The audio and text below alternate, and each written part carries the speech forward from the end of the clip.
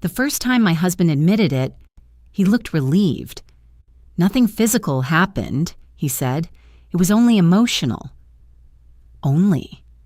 That word stayed in my head long after the conversation ended, because somehow he thought that made it better. But the truth is, that made it worse. My name is Rachel.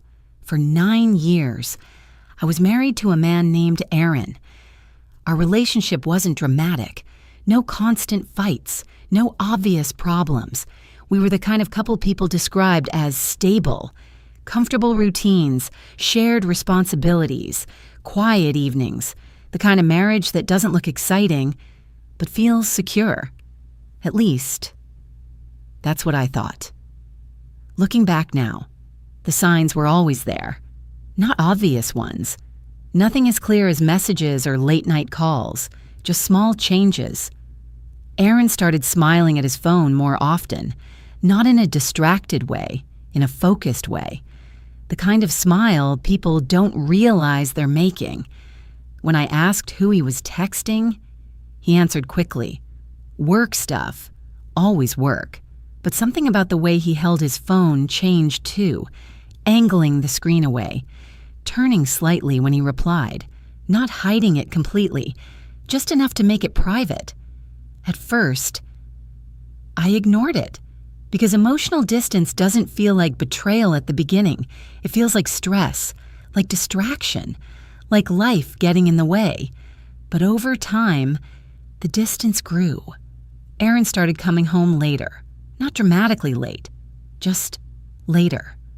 Dinner conversations became shorter. Eye contact became less frequent. And the most noticeable change? Silence. Not uncomfortable silence. Empty silence. The kind where two people sit in the same room, but exist in completely different places. One evening, I noticed something small. Aaron was sitting on the couch, looking at his phone, smiling. I sat down beside him. "What's so funny?" I asked. He looked up quickly. Nothing. Then he locked the screen. That was the moment something shifted, because people don't hide things that mean nothing. The next morning, Aaron left his laptop open on the kitchen table. It wasn't intentional, just careless. The screen showed an email draft. At first, I wasn't going to read it, but then I saw the first line. "I wish I could talk to you instead of going home." My chest tightened, because that sentence wasn't about work.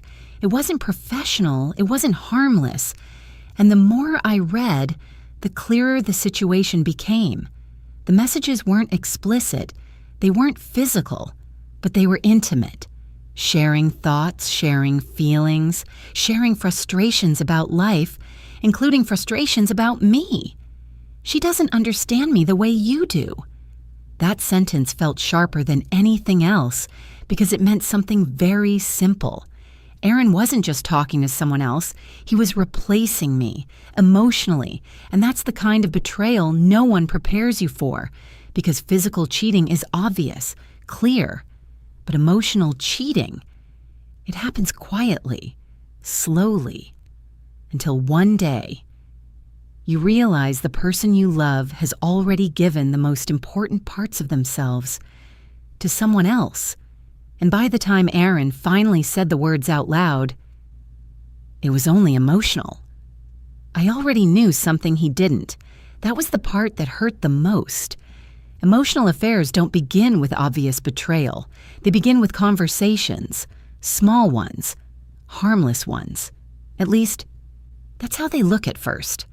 After reading the email on Aaron's laptop, I didn't confront him, because the message had already told me something important.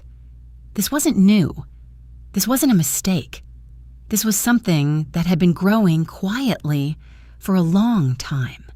That night, while Aaron was in the shower, I opened his laptop again, not to search, not to invade, but to confirm what I already knew. The email thread was still there, and the name at the top made everything feel even worse. Claire. Not a stranger, not someone random, someone I had met before, a coworker.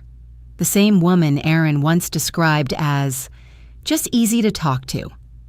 I scrolled through the messages slowly, day after day, week after week, conversations that started simple and became something else entirely. At first, they talked about work, projects, deadlines, office frustrations. Then it shifted. Personal stories, childhood memories, fears, dreams. The kind of conversations that build connection. The kind of conversations that belong in a marriage. But the part that hurt the most wasn't what Aaron said. It was how he said it. Gentle, attentive, interested. The same tone he used to have with me. Before everything became quiet, before everything became distant, one message stood out more than the others. Claire, do you ever feel like you're living the wrong life? Aaron's reply came minutes later. All the time. I stared at that message for a long time because that sentence was something he had never said to me. Not once.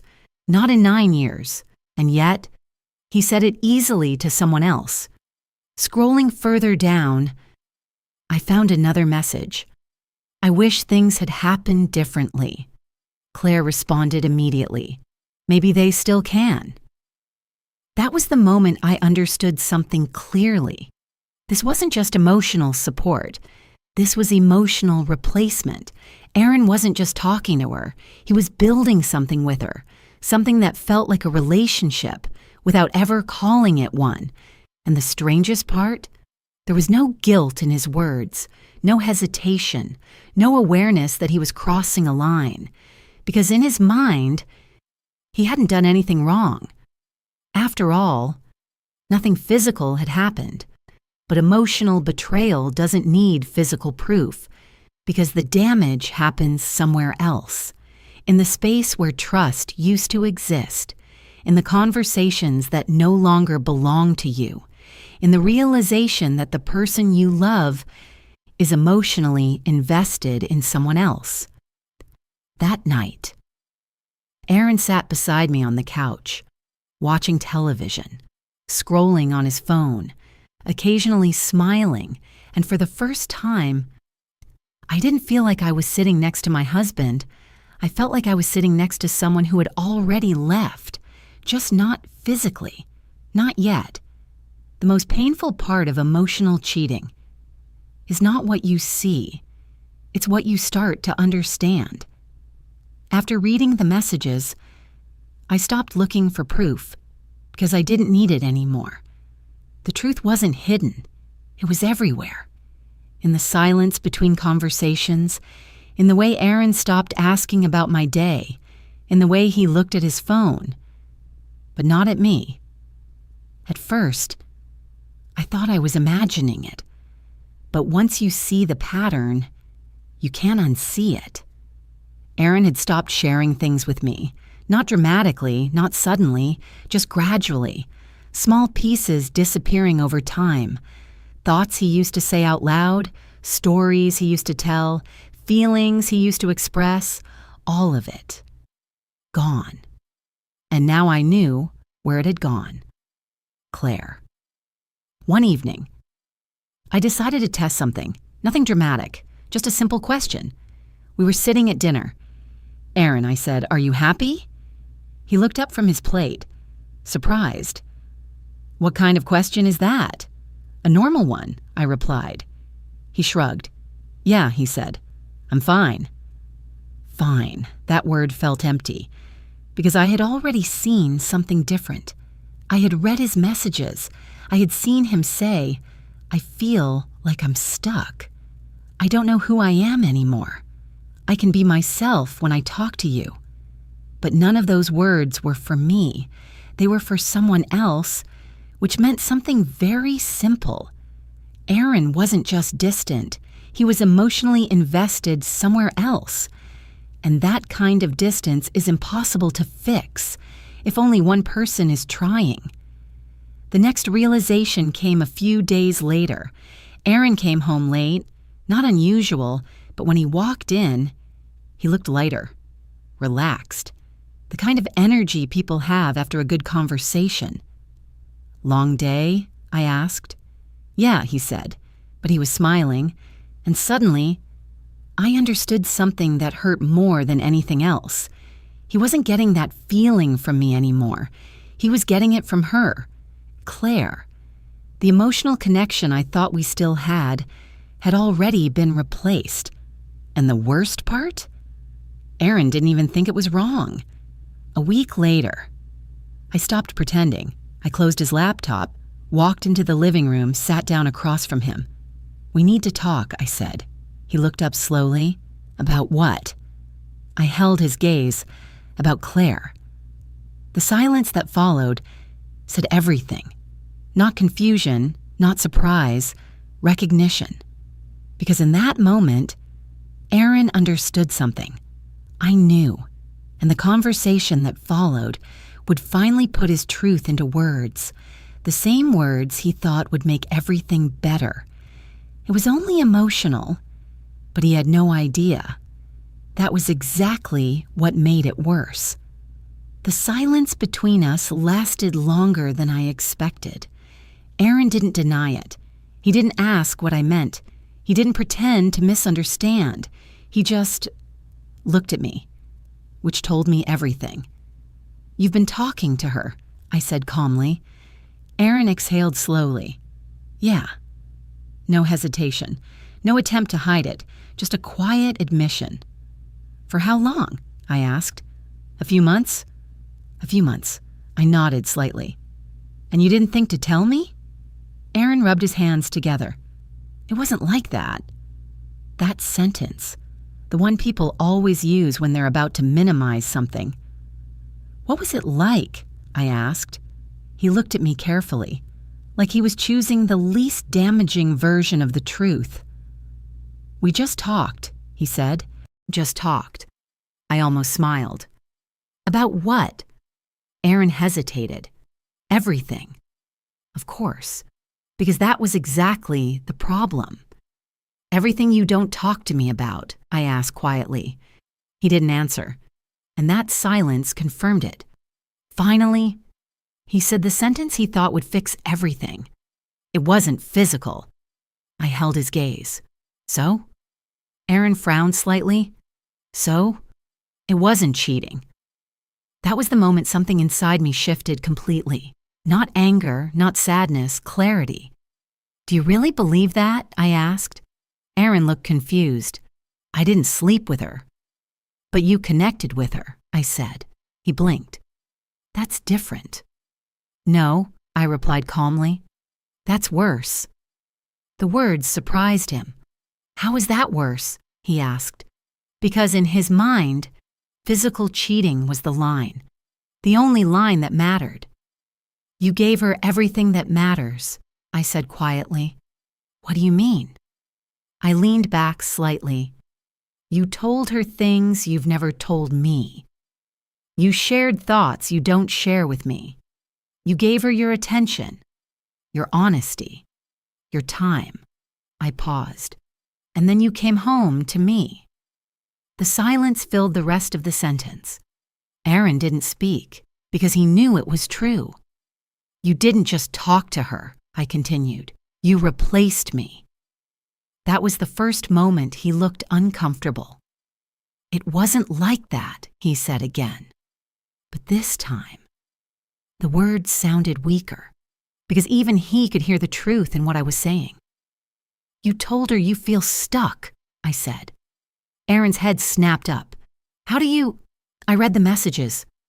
Silence. Heavy. Unavoidable. "You told her you don't know who you are anymore," I continued. Aaron looked down.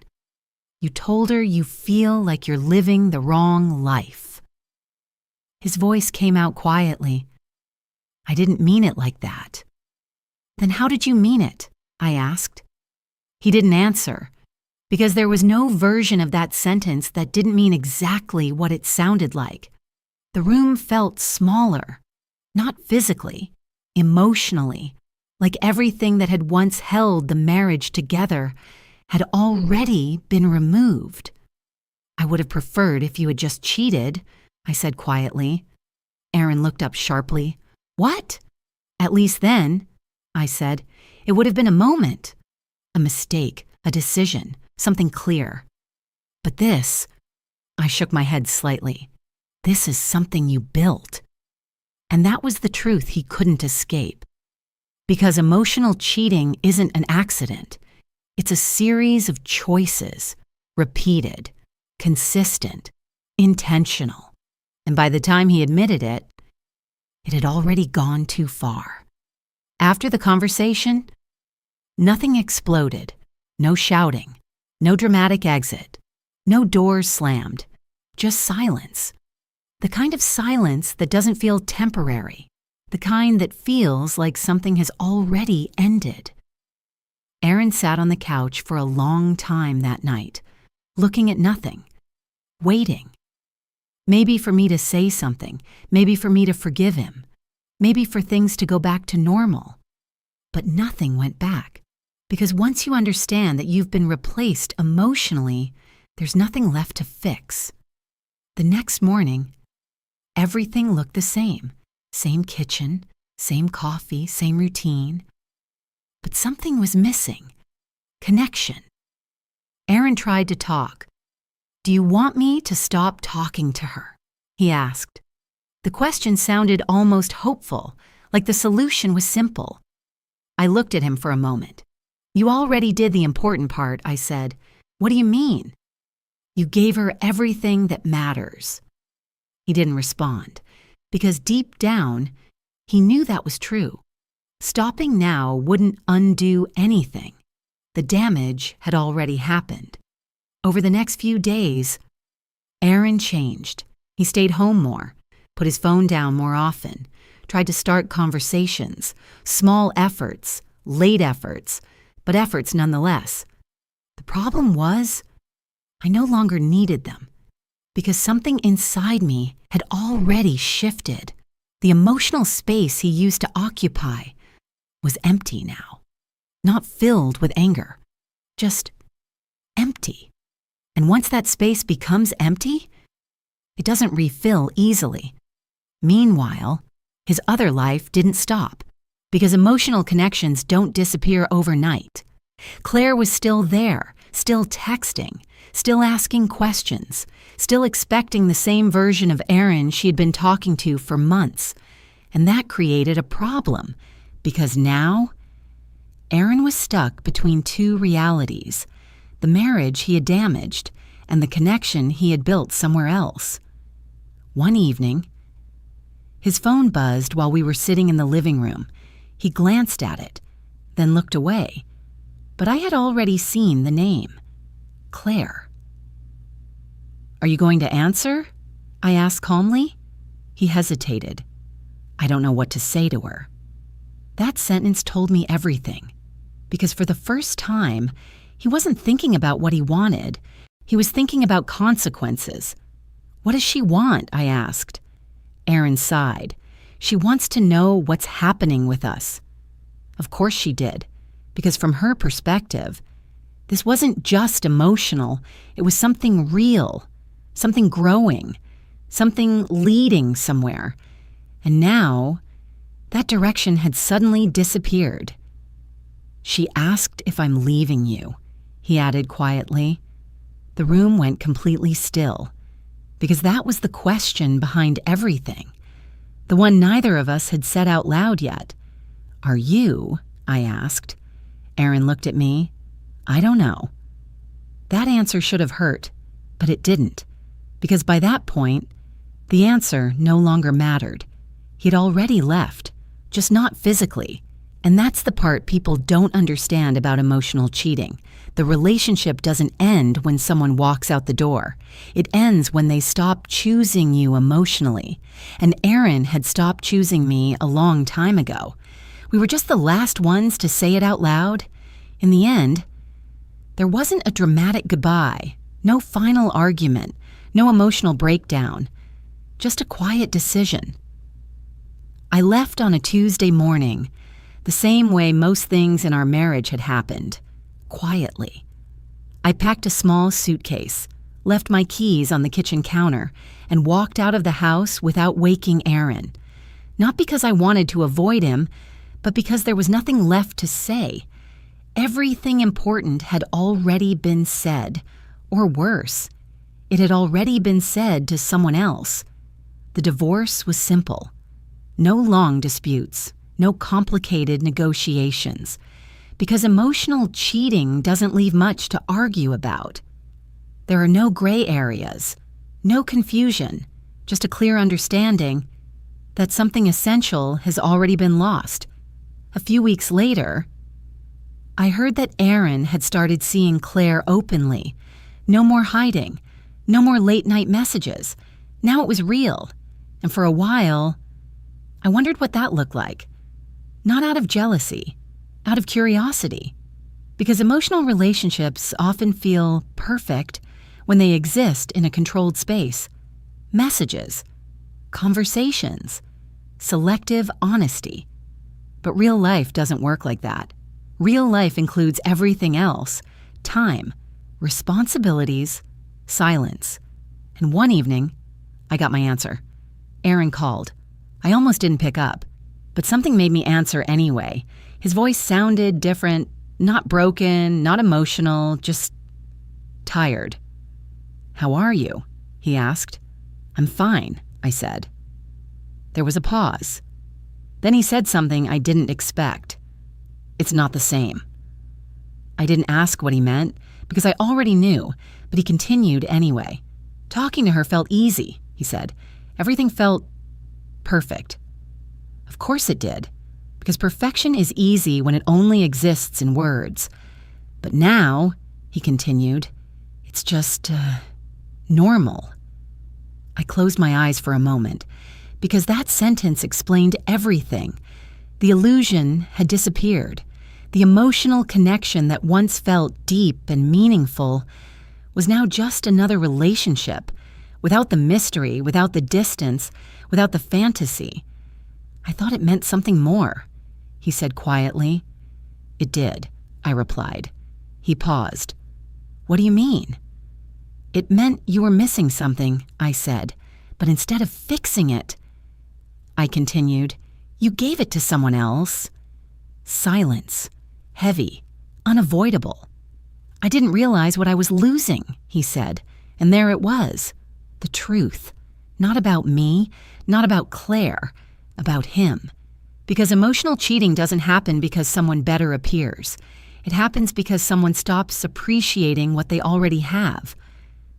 I'm sorry, he said. The words sounded genuine, but they arrived too late, because apologies don't rebuild emotional connection. They only acknowledge its absence. I know, I said, and that was the last conversation we ever had. Sometimes people ask me if I regret leaving, if I think things could have been different, if only emotional should have been forgivable. But the truth is simple. Physical cheating breaks trust, but emotional cheating breaks connection. And without connection, there is nothing left to rebuild, because in the end, he didn't lose me when I walked out the door. He lost me the moment he chose to give his thoughts, his feelings, his honesty to someone else. And that's something no apology can ever fix.